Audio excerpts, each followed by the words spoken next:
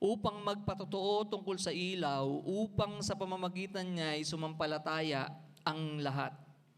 Hindi siya ang ilaw, kundi dumating siya upang magpatotoo tungkol sa ilaw.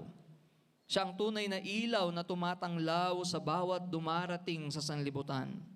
Siya noon ay nasa sanlibutan at ang sanlibutan ay ginawa sa pamamagitan niya. Gayunpamay, hindi siya nakilala ng sanlibutan. Siya'y naparito sa kanyang sariling tahanan at siya'y hindi tinanggap ng kanyang sariling bayan. Subalit ang lahat ng tumanggap sa kanya, na sumasampalataya sa kanyang pangalan ay kanyang pinagkalooban sila ng karapatan na maging mga anak ng Diyos. Na ipinanganak hindi sa dugo, o sa kalooban ng laman, o sa kalooban ng tao, kundi ng Diyos. Ito po ang salita ng Diyos. Ang pamagat po, or ang title ng ating message this morning, last week we talked about beholding the eternal Word. And ngayon naman, bearing witness to the eternal light. Bearing witness to the eternal light. And when we talk about light and dim, no? There are those people who love light, no? May mga taong mahilig sa ilaw o mahilig sa maliwanag. May mga tao na preferred nila sa kanilang tahanan, sa kanilang kwarto, o sa kung saan man sila pupunta ay gusto nilang maliwanag na maliwanag. But there are those people who also love, yung iba gusto nila yung para daw aesthetic, no? Medyo dim yung ilaw, medyo mas madilim ng konti. No? And there are those who really love to be in the dark. Maraming tao marami tayong nababalitaan patungkol sa krimen, and usually criminals love to do crime at night. Huh? Bakit sa madilim na lugar maraming hindi magandang nagaganap? Bakit sa mga hindi maliwanag na lugar ay doon madalas na may mga hindi kaaya-ayang nangyayari? Because those who love to do evil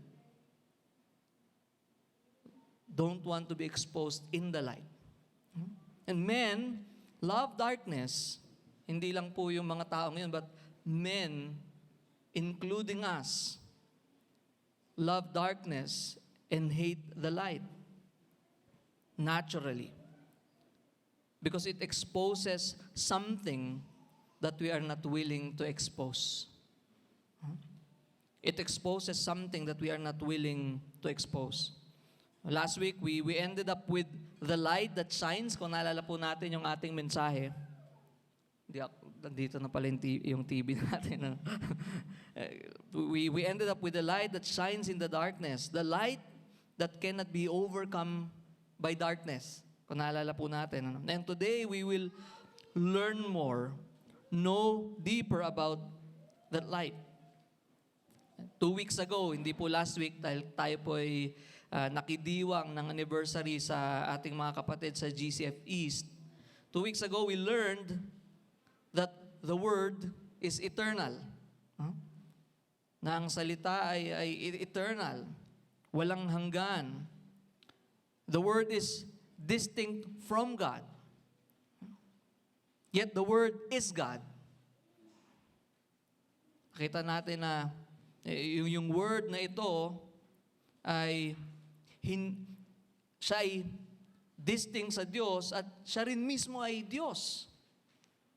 This tells us that there are persons, yet one God. One God in 3 persons. Not different modes. Hindi po isang Diyos, isang persona at nag-iiba-iba lang siya ng anyo. One God, 3 persons. And the Word is God. And therefore, if the Word is God, He is uncreated. The Word is creator. Sabi ng verse, all things were made through Him. And life and light is in the Word. No? Nakita natin din yon. The Word is the Lord Jesus Christ. It is talking about the Lord Jesus Christ. He is the Word. And John's purpose, para po mabalikan lang natin, no? Ano ba yung layunin ni Juan, ni Apostle John, John the Beloved, the Apostle of Love, the Apostle of Truth, of Faith? Anong sabi ng John 20:31? Just a review for us. Anong sabi?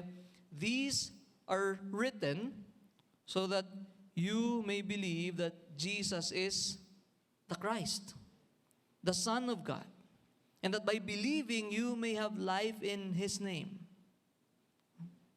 So as we study, wag po natin kalimutan na ito po yung layunin, no? ni Juan, ni Apostol Juan sa kanyang pagsusulat.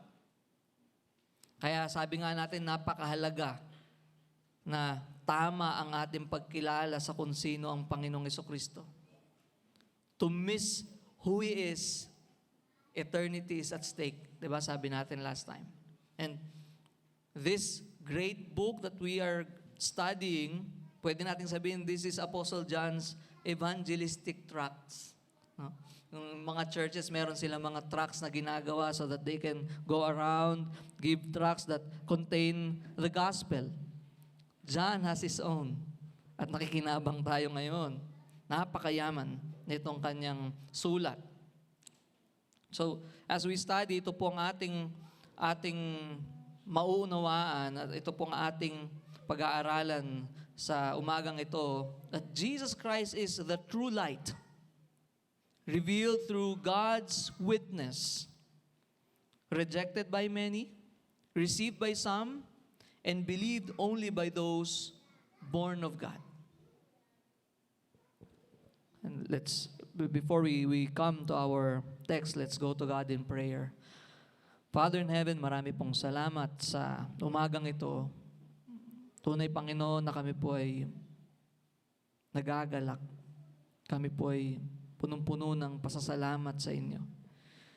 This is pure grace. Nothing that we experience right now is deserved by any of us. Because one thing that we deserve is hell, is your wrath. For we are sinful people before you. Yet we are here. We are singing about your grace, about who you are in our lives. And this time we are having this worship service in a very comfortable place. May you remind us, O Lord, that our joy and comfort is in you.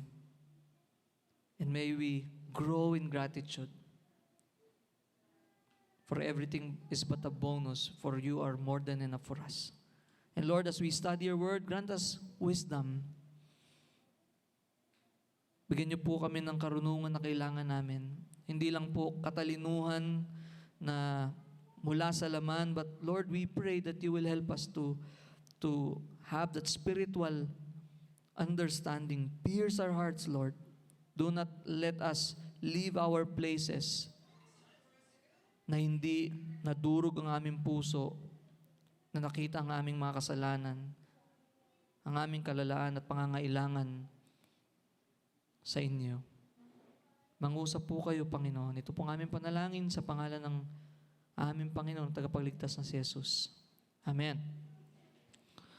Verse 6, sabi, there was a man sent from God, whose name was John. Merong isang tao na isinugo mula sa Diyos, na ang pangalan ay Juan.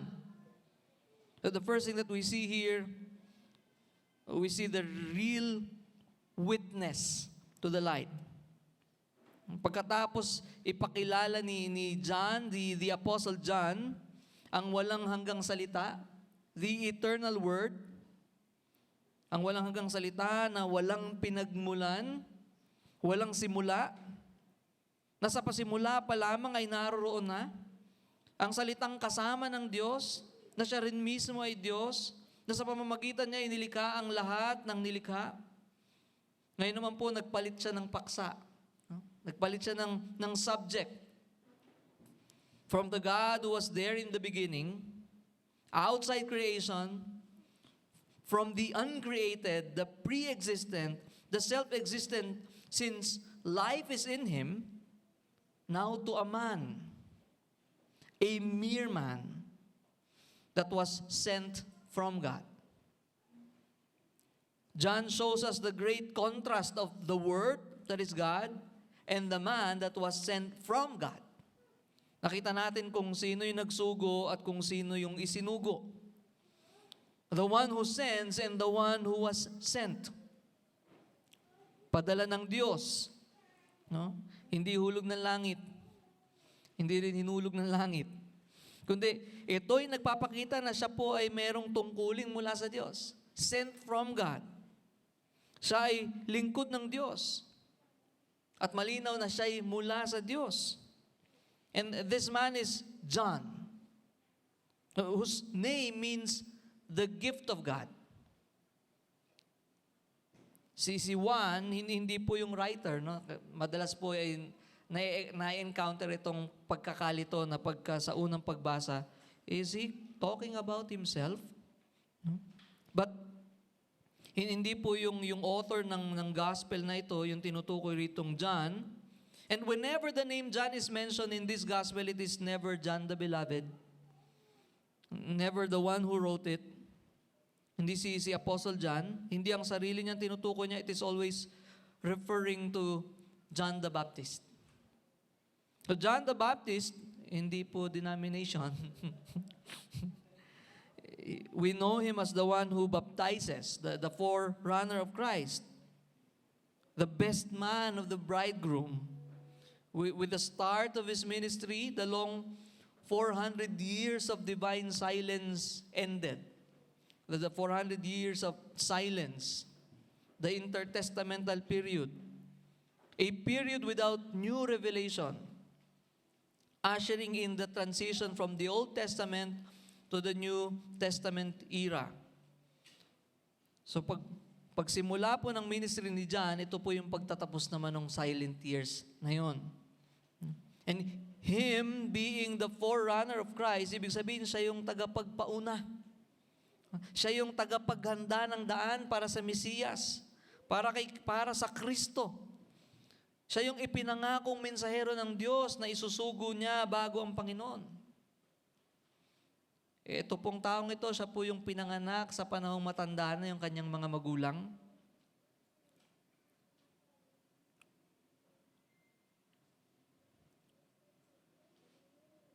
At he was born by God's miraculous intervention. Dahil naturally, hindi na makakabuo ang kanyang mga magulang, yung kanyang ina. But yet, he was born. So it's God's miraculous intervention. He was even filled with the Holy Spirit from his mother's womb. No? Isipin niyo yun, siya lang yun. Sa sinapupunan. And he is a minister of God. He was given a special commission by God. He was specially raised by God for the purpose of God. And the same is true to those who are true ministers of God. They are sent from God. They are called by God for the purpose of God. But in our time, hindi po madaling sabihin sa panahon natin, or madaling sabihin sa panahon natin, ng kahit na sino na siya ay mula sa Diyos. That's how John started. This is the man that was sent from God. But in our time, ang dami po natin naririnig na ganyan. Ano? Sila daw po yung sugo din ng Diyos. Sila din po ay mula daw sa Diyos. Sila po ay ministro ng Diyos. We would hear the appointed son. Diba? Meron nagkiklaim na siya yung appointed son. Meron din nagkiklaim na siya yung sugo. And it's either you are the appointed son or a disappointment. Or maaring isinugo ka o maaring napasubo ka. Marami pong ganyan ngayon. Ano? Marami pong napasubo lang. And someone can be sent by men and not by God. But how can you really know that he is a real witness? He is the real messenger of God? He was really sent from God? How can we know? In the case of this John, according to John the Beloved, again, he was sent. And so he came. And he came as what? Sabi ng verse 7, he came as a witness. Marami po ngayon nangyayari na para lang makaligtas sila, ay magtitistigo sila sa kanilang kaso, no? But it's so possible that someone who can claim to be a witness is not an honest witness. But this John, he came as a witness, sabi, to bear witness about the light. So sabi, there was a man, he's a mere man, in contrast dun sa eternal word, yung Diyos, ito tao, pinadala ng Diyos, and he came as a witness, to bear witness about the light, that all might believe through him. Siya ay dumating bilang saksi, upang magpatotoo tungkol sa ilaw, upang sa pamamagitan niya ay sumampalataya ang lahat. So, the first thing that we see his origin, no? Kung saan ba siya galing. Ibig sabihin, siya ay talagang mula sa Diyos, hindi literal na galing sa langit, but he was called by God for that specific purpose. God's purpose. God appointed him, God commissioned him for a specific purpose. So we see the origin of this witness, this real witness. Now, the office of the witness, sabi niya, he came as a witness. So that is the nature of, or that tells us about the character of his office, of his ministry. He is called to be a witness. A witness is someone who testifies about what he knows. Diba? You will have to honestly tell what you saw. Diba? Ano yung nakita mo, ano yung narinig mo? Ano yung nalalaman mo, diba? And so, a witness who testifies about what he knows, so he knows what he says. Siya ay saksi, or in other words, testigo, nagpapatotoo sa kung ano yung nalalaman niya, kung ano yung alam niya. And so a witness does not create his own made-up story. A witness will just share or testify to what he truly knows. Kung ano yung totoo. And that is the case of this John, na siya'y galing sa Diyos, at yung character ng kanyang ministry, he is called to be a witness, and we see the objective.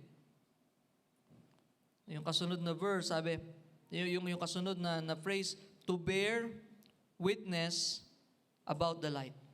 He came as a witness to bear witness about the light that all might believe through him. So malinaw yung objectives. We see the goal of the minister. He is to bear witness. Sa Tagalog, upang magpatotoo. Tumistigo, no? Patungkol sa kanyang sarili? Patungkol sa ilaw, no? To bear witness about the light. So he doesn't have his own message. He is not creating his own message. He was not sent, and he did not come to talk about himself. Kaya isang mark, no, na makikita natin, those who claim to be from God, listen to what they will say. And this man that was sent from God does not talk about himself, is not called to talk about himself. He is to testify about the light. Yun po yung specific. That is his very objective. Dumating siya para maging testigo at para tumistigo patungkol sa ilaw. So he has something to tell. And every self-proclaimed messenger has something to tell. Diba? Sabi nila, may dumating sa akin. Meron akong narinig. Meron akong napanaginipan. And sometimes, pag narinig na nila yon sa kung sino mang self-appointed messenger, wala na silang tanong doon. Because, touch not. But,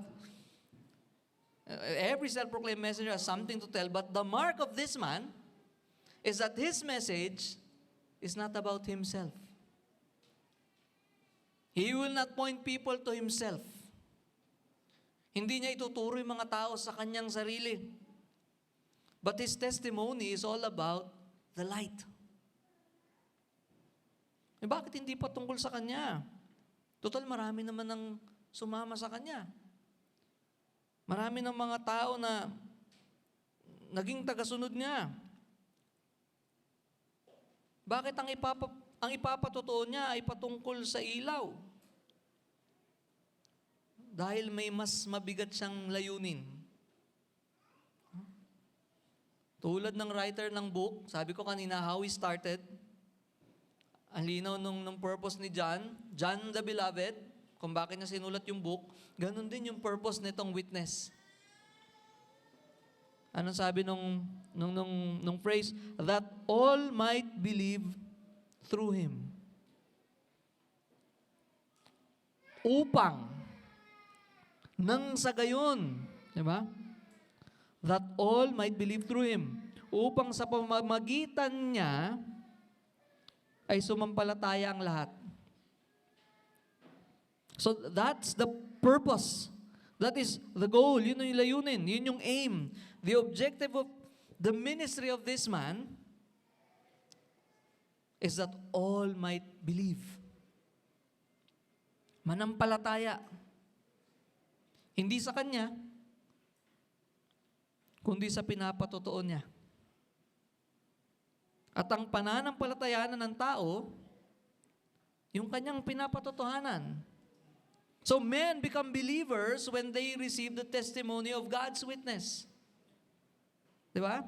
Kaya napakahalaga po that God is using ministers and the ministers are supposed to point them to Him.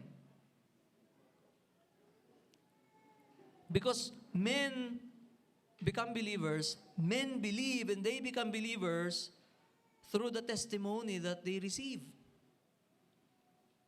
Pero, take note, pag naririnig po natin yung salitang testimony, what comes to mind is this. Usually, pag nakinig tayo ng testimony patungkol sa kaligtasan, hinahanap natin, asan yung gospel doon? Nasaan si Kristo? Sometimes when we hear someone sharing testimony, natapos na yung kwento pero puro siya yung nakwento niya. Wala yung malinaw na kung sino si Kristo at kung ano yung kanyang ginawa. Pero hindi po yun yung point dito, no? When John talks about testimony, no? Hindi kwento natin, hindi kwento niya, kundi the gospel. Si Kristo yung ilaw. Si Kristo yung ilaw na itinuturo niya. And Christ is the very heart of the gospel. Siya yung pinatototohanan nitong witness.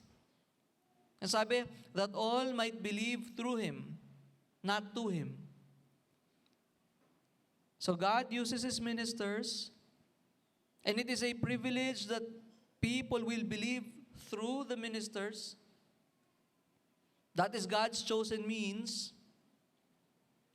He uses His servants. So we are but instruments. Chosen, called, saved by God to be used by God. And sabi ng Panginoon sa Acts 1:8, if we remember, you will be my witnesses. So His witnesses. So siya po yung pinatototohanan ni Juan. At ang purpose, so that they will believe. Only through Him, He's just an instrument, but He is pointing them to the light. At yun po yung yung marka na makikita natin, this is true when it comes to every minister that is really from God. They don't point people to themselves. They don't talk about themselves as if the ministry is about them, as if salvation is kept by them. But clearly, God's minister is just pointing people to God. And yun po yung normal sa nangyari ngayon sa maraming churches. Matatapos ka makakapakinig ng mensahe, asan si Kristo? Akala ko minister ka ng Diyos. Parang natapos yung sermon, di ko narinig yung Diyos. Kung meron man yung Diyos, ididikit mo sa pera. Ididikit mo sa material blessing.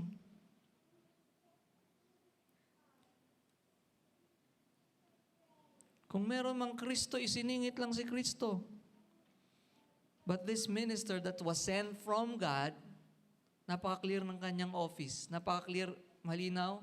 Talagang ako'y pinadala lamang ng Diyos. Merong malinaw na komisyon sa akin ng Diyos. I am to do a specific role from God. And malinaw yung office ko. I am to bear witness. I am to bear witness about the light, not about myself. Not to gather people to be my followers, but so that all will believe. Only through me as an instrument, but to believe in the light.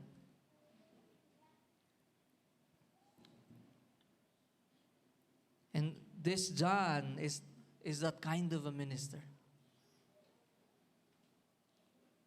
I must decrease, he must increase. And we will talk about that sa mga susunod. So, yun po yung malinaw, ano? At verse 8, mas malinaw pa, he was not the light. Minsan pwede ang isang minister masarapan eh. Medyo nakukuha ko na yung glory. But clearly, he was not the light, but came to bear witness about the light. Same thing. Malinaw yung verse 8, hindi siya yung ilaw, nagpapatotoo siya patungkol sa ilaw. Yung ilaw yung kanya mensahe. He points them to that light. And that is, again, true to those whom God called, those whom God raised, those whom God sent, and the nature of their ministry is not about themselves. And its implication, he is bearing witness about the light, called by God for that specific purpose, to point people so that they will believe. And its far-reaching implication, all Christians are called to testify about the same light. All Christians, in a way, are ministers of the gospel because we are all witnesses of the same light. Not literally, na may nakita tayong maliwanag na nakakasilaw, but those who truly know Christ as the Lord and Savior, as the Christ, as our only salvation, as our only life, then we are all witnesses to the same light, and we are to bear witness about the same light. We are to live a life that points to the light. Faithfully. And all Christians are ministers. And all Christian ministers are to bear witness about the light. So the question, does your life, does my life, does my ministry, does your ministry bear witness to the light? Or is it always about us? John was called for his specific purpose. At malinaw sa kanya yon. His origin, his office, his objective, malinaw sa kanya. And in its far-reaching implication, it's true to every Christian. As the light as those who are bearing the same light, let your light shine before men, before others, so that they will see your good works and glorify your Father who is in heaven. So, does our life bear witness about the same light? Or do we even care about bearing witness about the light? Or when people look at us, listen to us, it's always about me, myself, and I. The worldly trinity, me, myself, and I. And sometimes we are like that. So, we see from the eternal Word, from the Word that was God, distinct from God, the second person of the Trinity, uncreated, to this man who was sent from God, who was not the light but bearing witness to the light, and we see that he is a real witness. And we know in our world na marami nagkiklaim na witnesses sila or ministers sila, but we see the mark of a true minister, ang kanyang mensahe si Kristo lang. No? Parang si Pablo, for I decided to know nothing among you except Christ and Him crucified.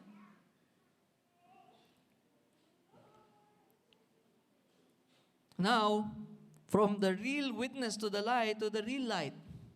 Verse 9, the true light, which gives light to everyone, was coming into the world. Siya ang tunay na ilaw na tumatanglaw sa bawat dumarating sa sanlibutan.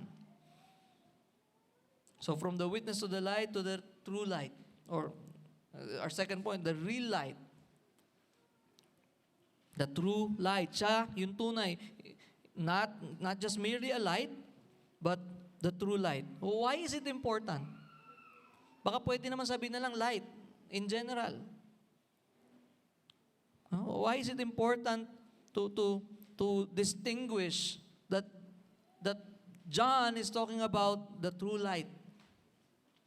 2 Corinthians chapter 11 verse 14 tells us that even Satan disguises himself as the angel of light. He can be the deceiving light. And so it is important to make a clear distinction that the true light that John pertains to is Jesus Christ. The true light. He is the promised Messiah. He is the Son of God. He is the Lamb of God, the bridegroom, the Savior. The one that they've been waiting for. And second, why is it important? Because, again, He is the real and final light.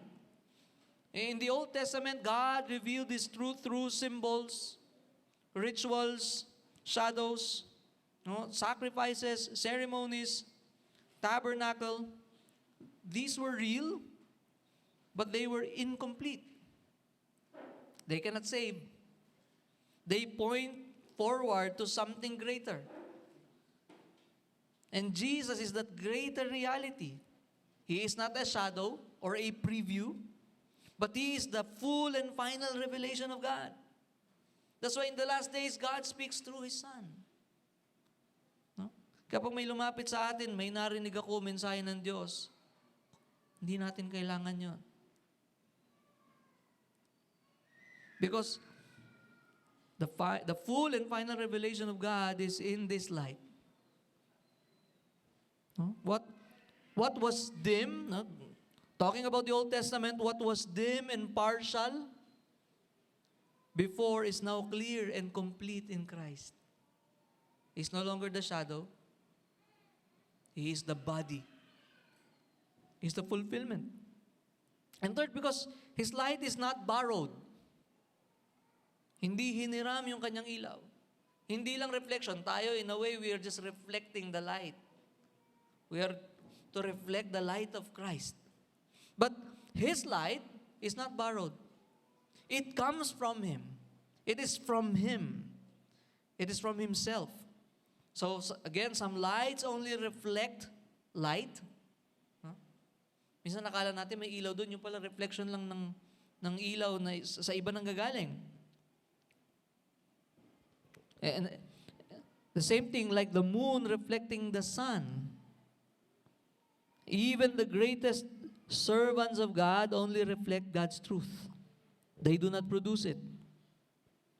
And even this John, this messenger of John, the real witness, the John that was mentioned, he was also mentioned as the lamp. Diba sabi niya, hindi daw siya yung ilaw, but he is just to testify about the light.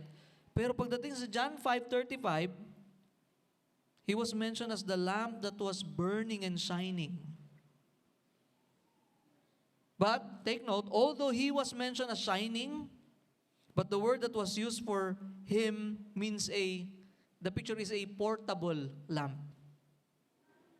A small portable oil lamp with a little wick.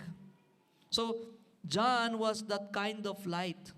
He was a derived light.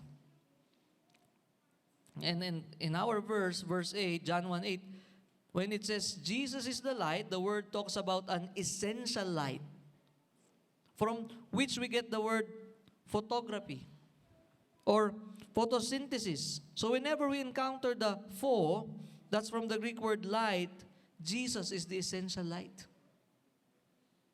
John is a lamp that reflects that light in the same sense that you and I are the light of the world, and we are not to hide our light.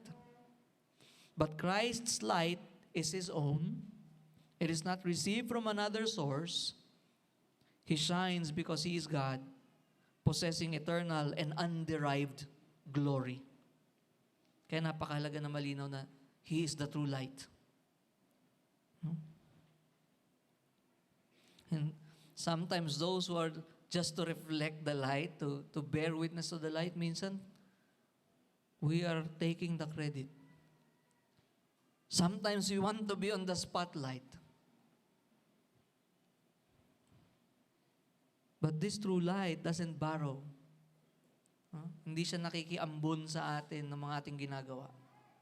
As if yung mga ministry natin, Lord, hindi maliligtas yan kung hindi ako nagpagamit sa'yo.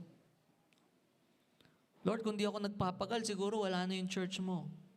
God can raise someone. God can remove us in just a snap. So this light is not borrowing. It's not derived. He doesn't borrow glory. His glory is underived. He is possessing that eternal underived glory because He is God. And fourth, because He is supreme above all others. The Word of God speaks of different kinds of glory. The sun, the moon, the stars, but all of them fade in comparison to Christ. Even other light is ordinary when set beside Him. So He is not just a light, He is the light, unequaled and unmatched.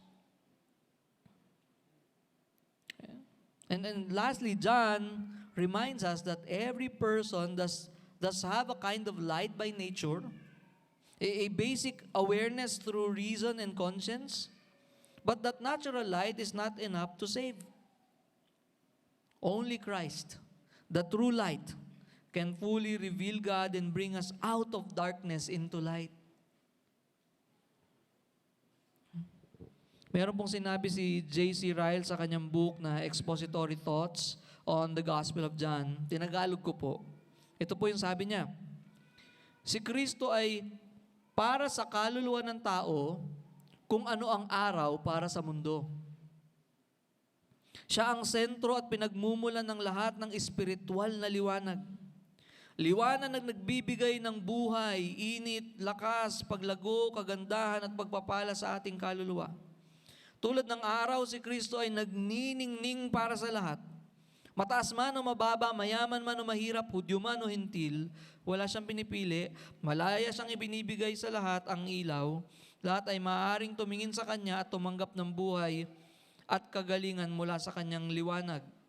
Ngunit kung may mga taong pipiling manirahan sa kuweba o takpan ng kanilang mga mata, ang kadiliman na kanilang nararanasan ay sarili nilang kasalanan. Hindi kasalanan ng araw.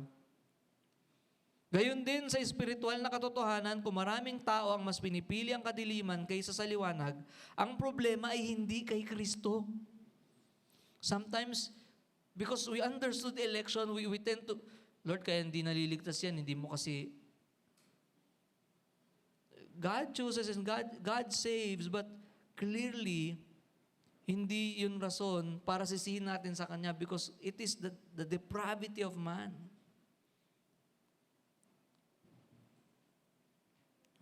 Hindi kay Kristo ang problema, kundi sa bulag na puso ng tao. Continuation po ito ng Tagalog na nasalin ng sinabi ni J.C. Ryle. Sabi ng Biblia, inibig ng mga tao ang kadiliman kaysa sa liwanag at nagdilim ang kanilang mangmang na puso. Ngunit kahit tanggapin man siya o hindi ng mga tao, si Kristo pa rin ang tunay na araw at liwanag ng sanlibutan. Walang liwanag para sa makasalanan maliban kay Hesukristo. End quote. Yan po. Ang galing magtagalog ni J.C. Ryle. Ano? So, we have to be careful about that. Sometimes we tend to think, kaya hindi naliligtas kasalanan mo, Lord.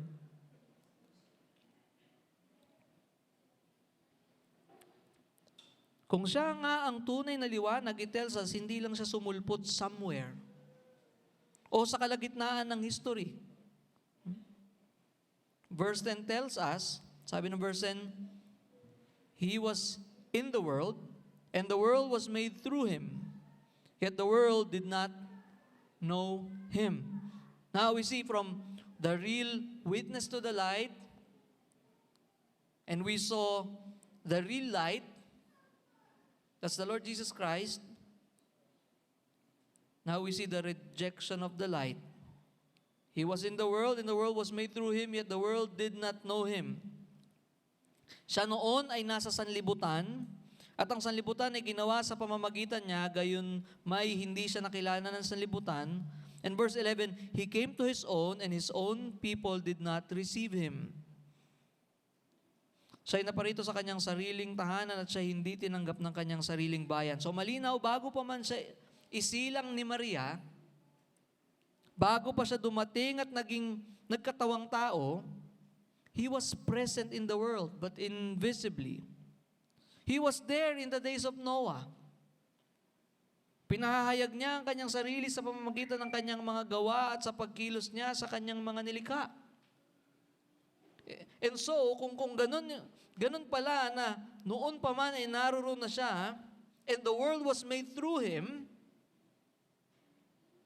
yet the world did not know Him, if there are countless proofs of Him sa kanyang mga gawa, sa kanyang pagkilos, sa kanyang mga nilikha, in the way He sustains what He has created, He holds everything, yet they did not know Him. And even to the Jews, even though He was prophesied, He was foreshadowed, then it is not because of a lack of evidence. Kasi hindi po kulang yung proofs. But it tells us of man's spiritual condition. It is total blindness. It is the absence of spiritual sight. It is out of the hardness of hearts. Out of hearts of unbelief. It is depravity.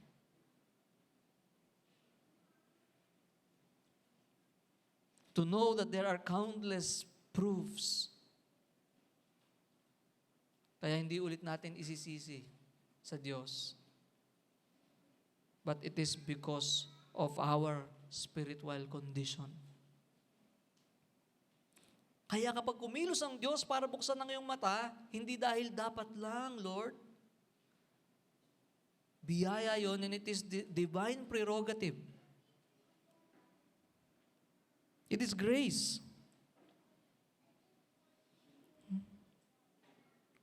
The world that He created did not know Him. Can you imagine that?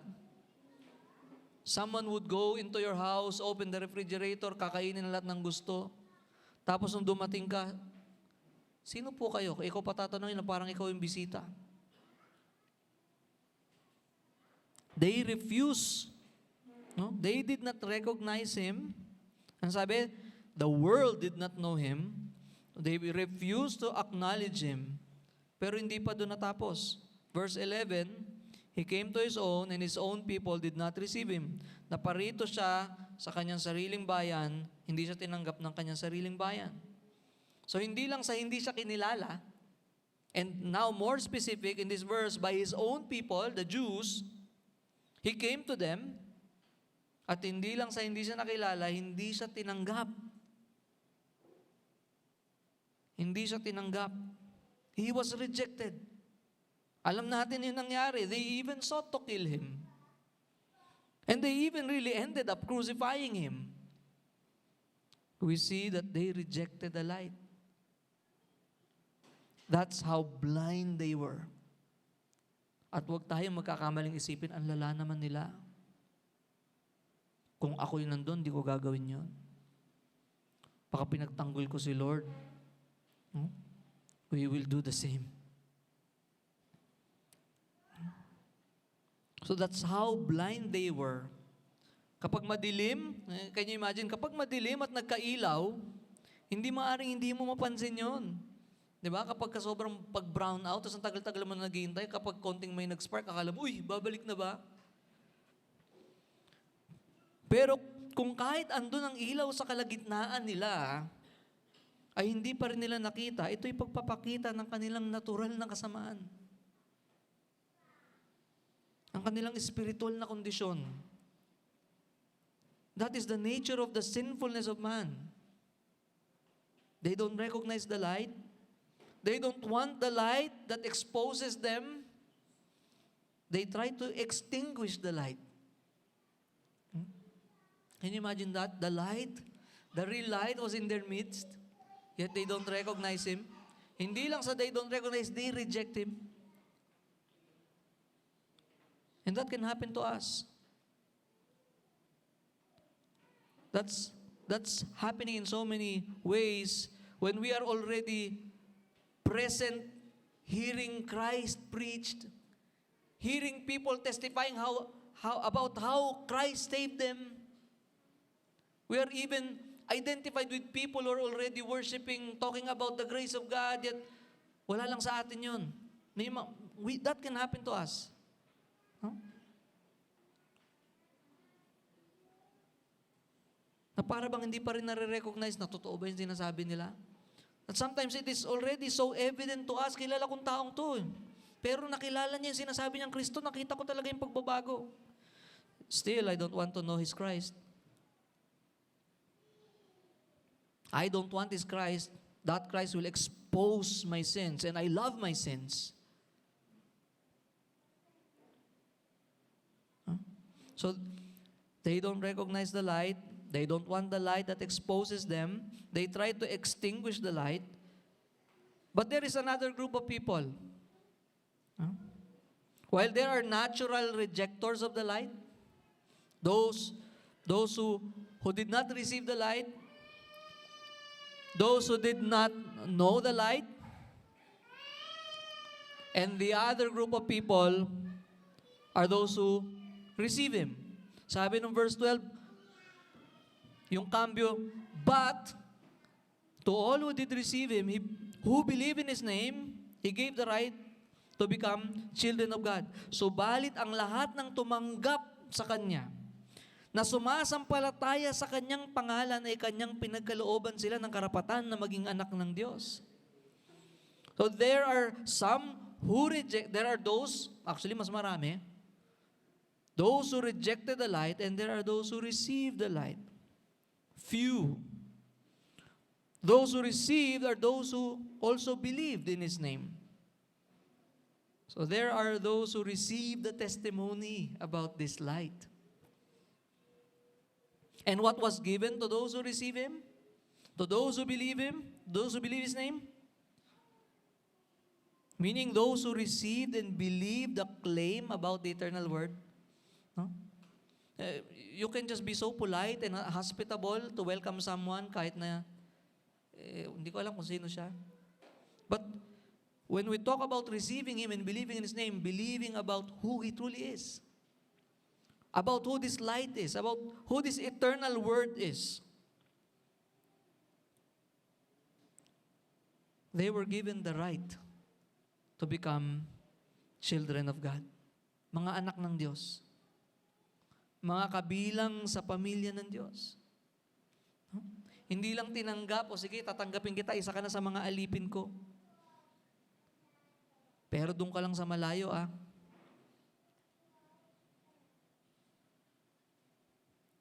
They were given the right to become children of God.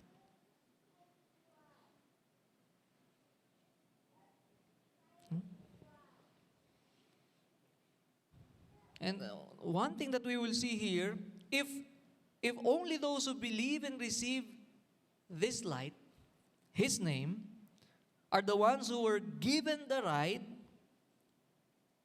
what does it tell us? Only those who believe and receive are children of God.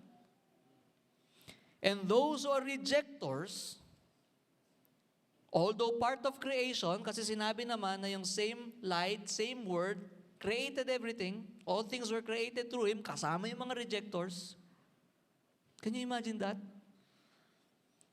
That very picture on that cross while Christ was being crucified by those whom were created through Him. By those who are held, na in just one snap, nabitawan sila, patay sila. Ganon din tayo. And they were given the strength para matapos nila yung trabaho nila. Para matapos yung pagpako.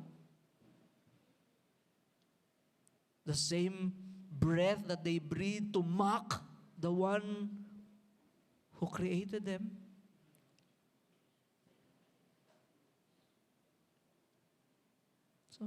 So clearly, rejectors, although part of creation, meaning the Word is their creator, they cannot claim to be God's children. That's the world's lie, no? Since lahat tayo nilikha ng Diyos, automatically lahat tayo anak ng Diyos. And that's not true.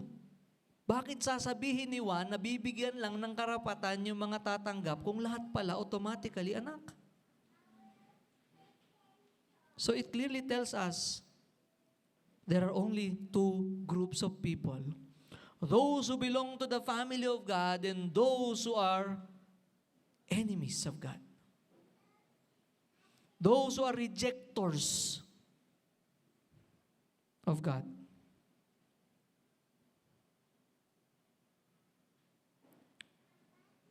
They have no right.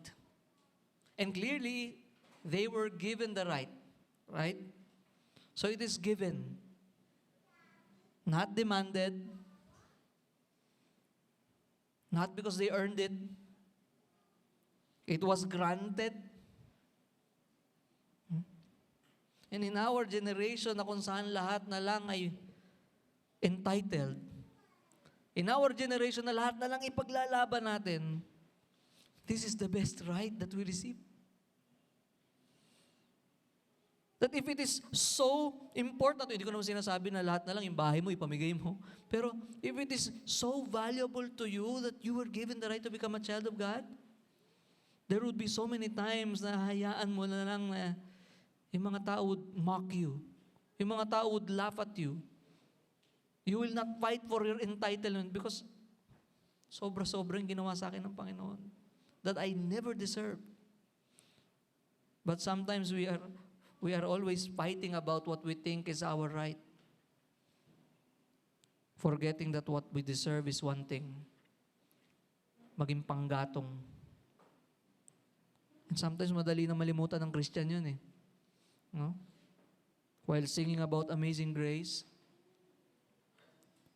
And praise God, because those who believe in Him, those who receive this light, the eternal word, the eternal light, were given the right. Not just to be servants, mga malalayong, mga alipin. Although we are still slaves of Christ, praise God, hindi yun masama. Because true freedom is to be a slave of Christ, to be a slave of righteousness. Yet hindi ka lang alipin, anak ka ng Diyos. So clearly, there are only two kinds of people. Two families. Sons of the devil. Parang sabi ng Panginoon, you are of your father, the devil. The sons of disobedience, di ba? The same thing, same kind of family. And those who are given the right to become children of God. And it is only for those who believe and receive Him.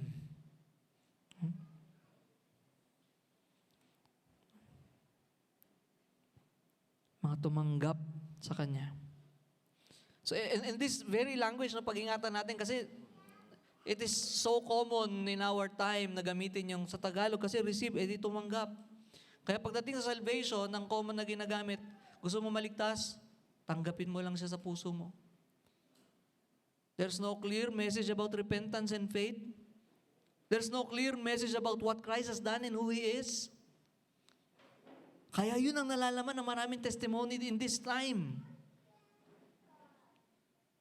Ang lalalala ko dati, pero alam mo, simula nung last week, tinanggap ko na si Jesus sa puso ko. I'm not saying lahat ng gumamit nun, hindi tunay na ligtas. But here, no, we have to be careful that when this verse says, when it says,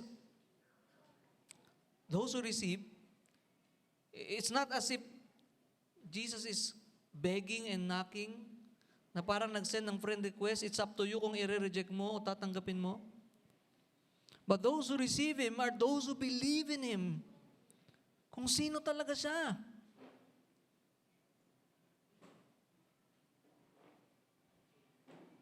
He is not half God. He is not a little God. He is not a created God. He is the God-man, Christ Jesus.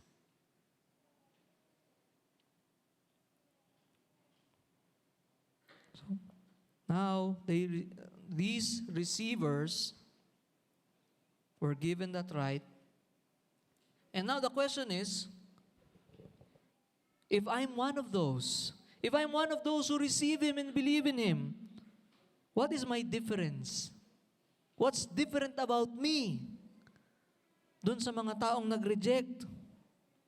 If all men are naturally, spiritually blind and depraved, siguro mas wais akong pumili. No? Kasi yung katabi ko, siniran din naman yun eh. Kaya lang pagkatapos umalis, bumalik sa luma niyang buhay, buti na lang, matalino ako. Napili ko yung magandang option. Sayang, kawawa naman siya. Pero hindi po yun, ano? If we will continue, yung sinasabi ni Apostle John, ni John the Beloved, verse 13,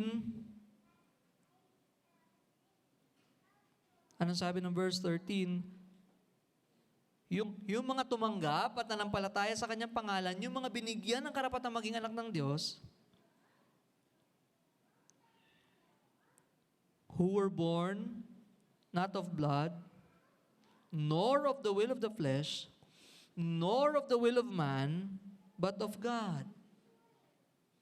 Ipinanganak hindi dahil sa dugo, hindi dahil sa kalooban ng laman o sa kalooban ng tao, kundi ng Diyos. So that is the difference. That is the difference between the receivers and the rejectors. Not because of blood. Not because, well, we are descendants of Abraham.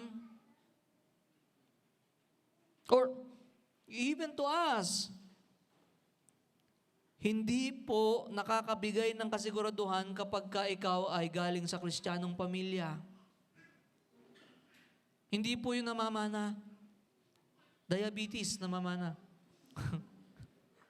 Pero hindi po namamana yung kaligtasan na para bang, well, almost more than half ng pamilya namin Christian, kaya I assume, Christian din ako. Who were born not of blood, in this case, hindi ang kasiguraduhan nila ay dahil sila ay mga galing kay Abraham sa laman, nor of the will of the flesh. Bakit? Not of the flesh. Because the flesh is opposed to God. The natural man is hostile to the things of God. 1 Corinthians chapter 2, verse 14 tells us, it does not, take note, it does not, and it cannot desire the spiritual things, namely the gospel, Christ.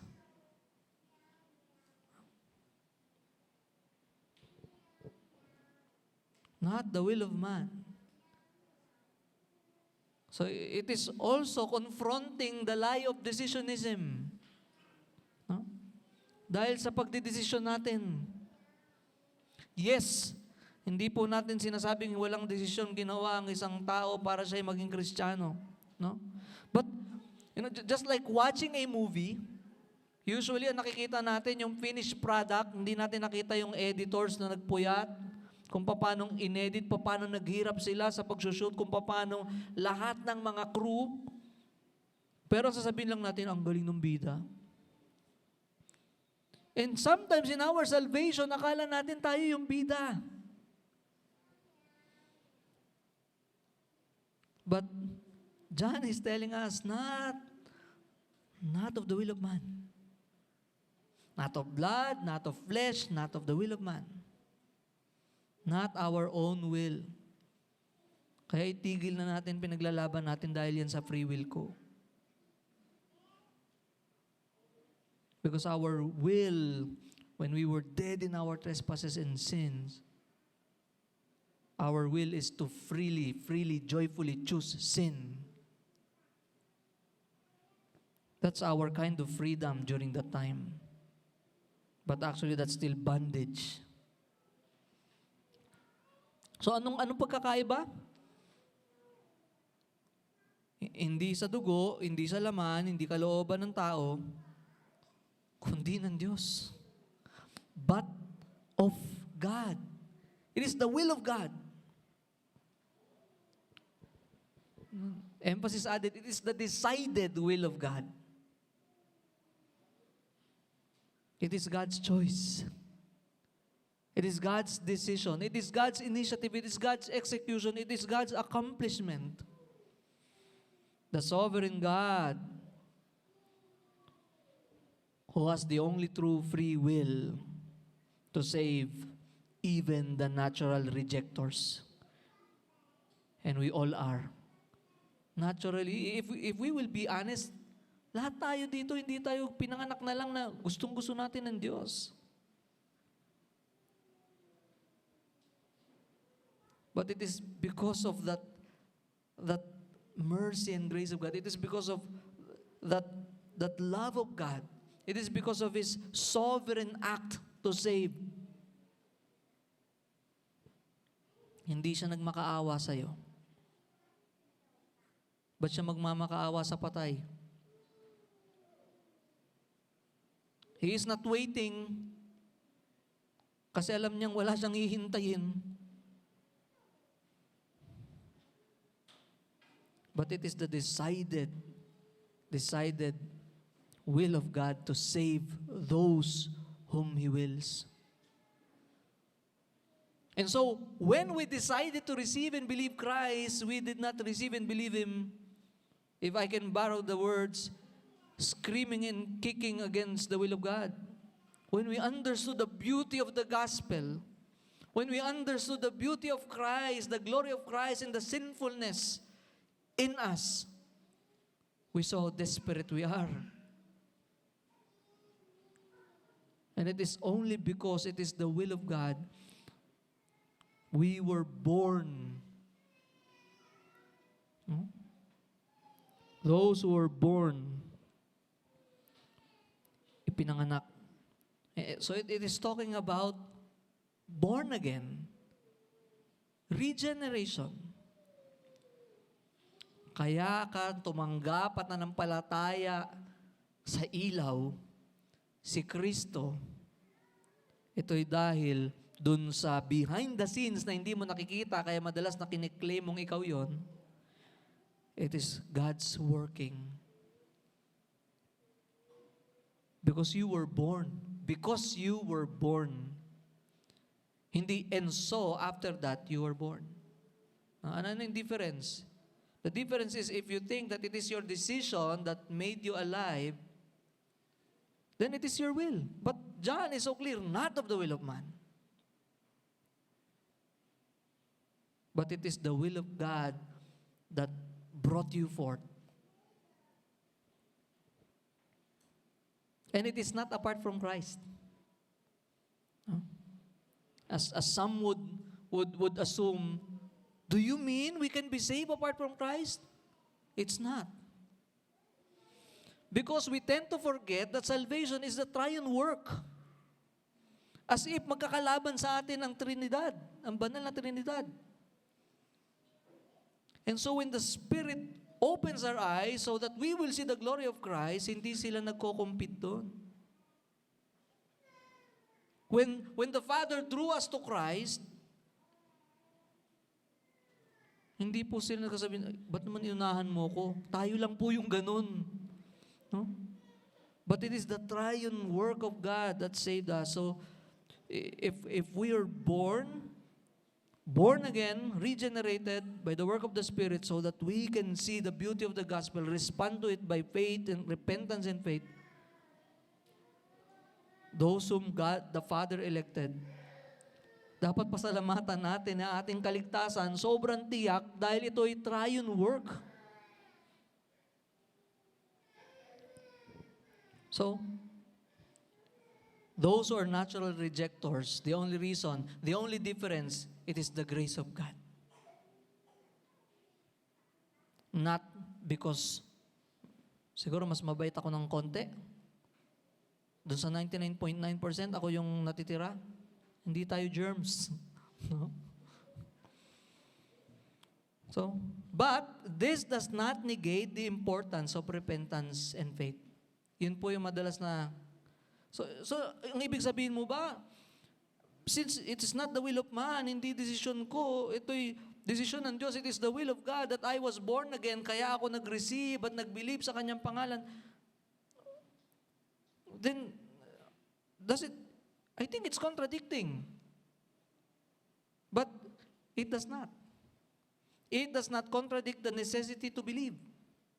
It does not contradict the necessity to believe. It does not remove it. It does not lessen it. It actually creates it.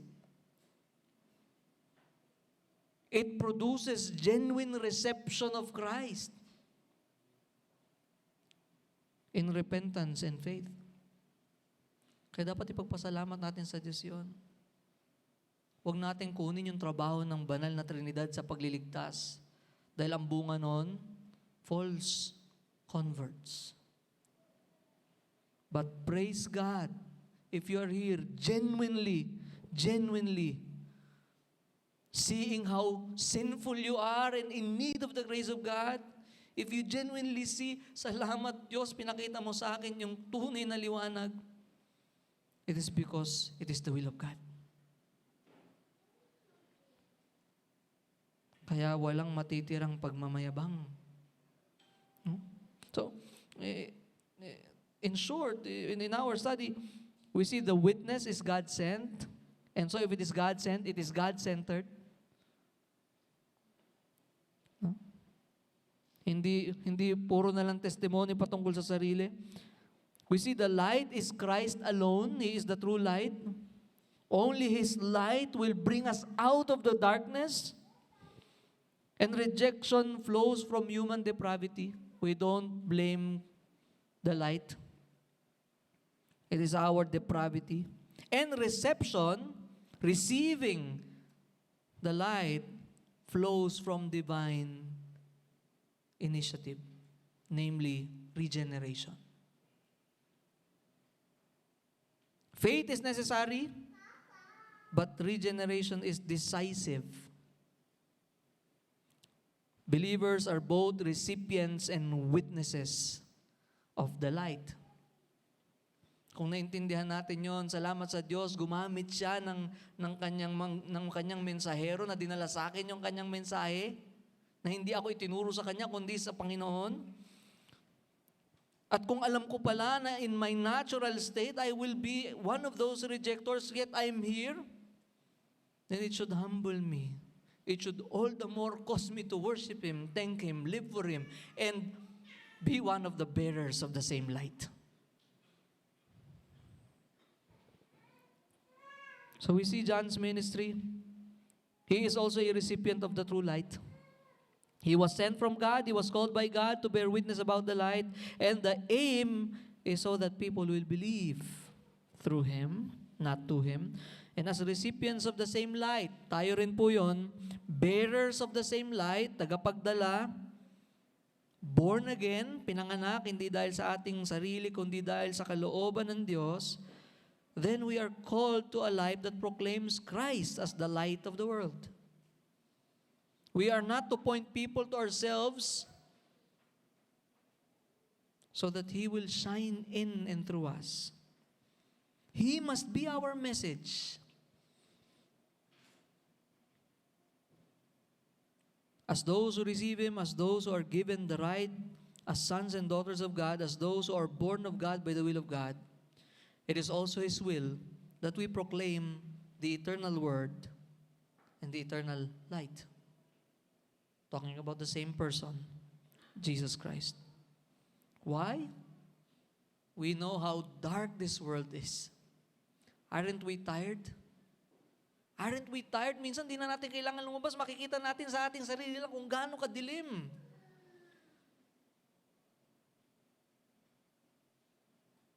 And the only solution to this dark world is the light of Christ.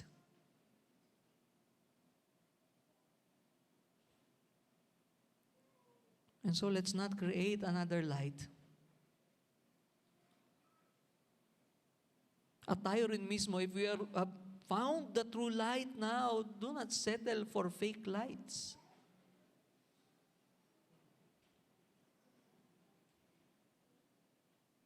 At huwag tayo maging peking ilaw sa iba. And if you are in Christ, then again, rejoice, be humbled, live in gratitude, for it is not your will that caused you to receive the light. It is the will of God. And if there are some, meron pa pong mga naririto ngayon, na matapos marinig itong mensahe patungkol kay Kristo na siya ang ilaw na nagbibigay liwanag sa kadiliman ng puso, pero hindi pa rin niya gustong tanggapin si Kristo sa kung sino siya, o nag-aalangan pa rin.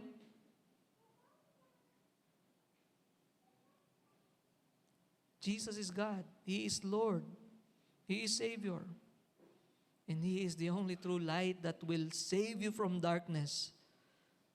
Kung ikaw ay nasa loop na lang ng paulit-ulit at sinusubukan mong baguhin ang sarili mo, hindi mo kayang baguhin ang sarili mo, si Kristo lang ang makapag-aalis sa iyo sa kadiliman na yan.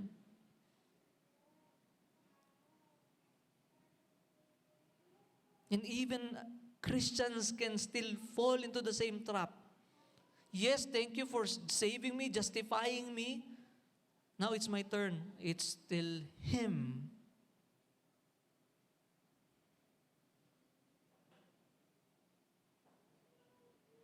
Continue to look unto that light. So it is a call to receive Him if you're someone who's not yet truly recognizing Him. It is a call to receive Him and to believe Him, to trust Him as who He is. Hindi lang siya coach. Hindi po siya coach, hindi po siya taga-ayos ng plano mo. He is the Savior from your sin. He can save you from yourself even. He's the only one who can save you from the wrath of God that is to come. Hindi ka lang ililigtas sa pot ng yun, babaguhin ka niya. And to recognize Him as the light that will reveal to us who God truly is. So I pray that you will not leave your place, umalis sa pwesto mo, kung hindi ka pa man tunay na nagtitiwala kay Kristo. Makita mo naman na siya lang yung tunay na liwanag. At makikita mo lang na kailangan mo yung liwanag na yun kung aaminin mo, makikita mo sa sarili mong ikaw ay nasa kadiliman.